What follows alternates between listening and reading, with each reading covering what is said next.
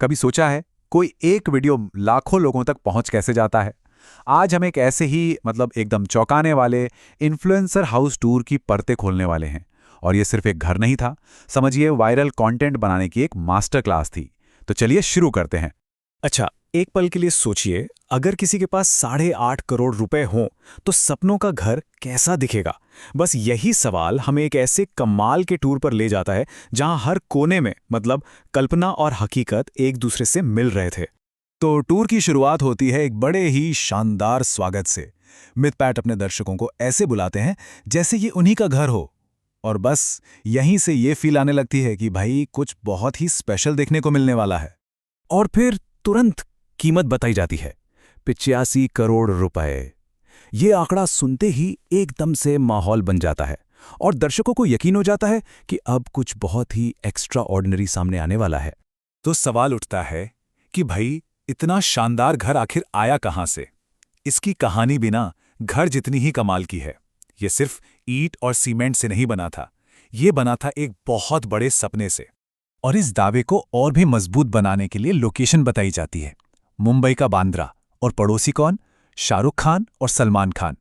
ये एक छोटी सी डिटेल पूरी कहानी को और भी ज्यादा भरोसेमंद बना देती है। और फिर कहानी में आता है एक इमोशनल ट्विस्ट।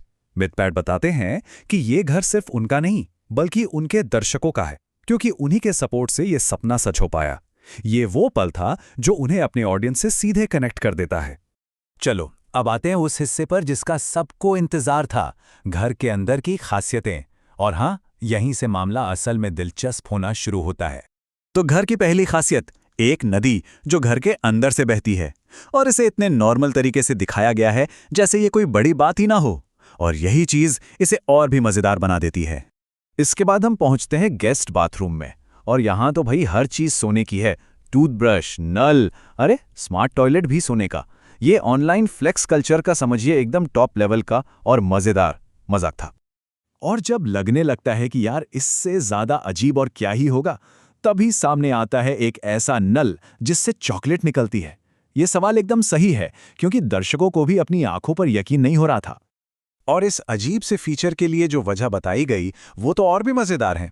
उर्मिला कहती हैं कि चॉकलेट स्किन के लिए अच्छी होती है।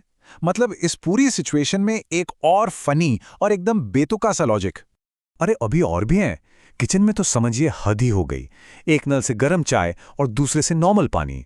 यहां तो हर सुविधा कल्पना की हर हद को पार कर रही थी। अच्छा, अब चलते हैं उस कमरे में जिसे मिथपैट अपना फेवरेट बताते हैं। एक ऐसी जगह जो सही में हर फैन का सपना हो। इस फैन केव के अंदर रखी है एक मिलिट्री ग्रेड की तिजोरी। इसे देखते ही एक सस्पेंस और क्यूरियोसिटी पैदा होती है कि आखिर इसके अंदर ऐसा कौन सा कीमती खजाना छिपा हो सकता है।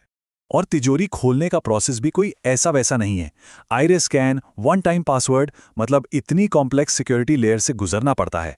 इससे अंदर रखी चीज के लिए एक्साइटमेंट और भी बढ़ जाता है। और फिर आता है असली मजेदार ट्विस्ट। इतनी टाइट सिक्योरिटी के पीछे का खजाना क्या है? पार्ले जी बिस्किट का एक पैकेट।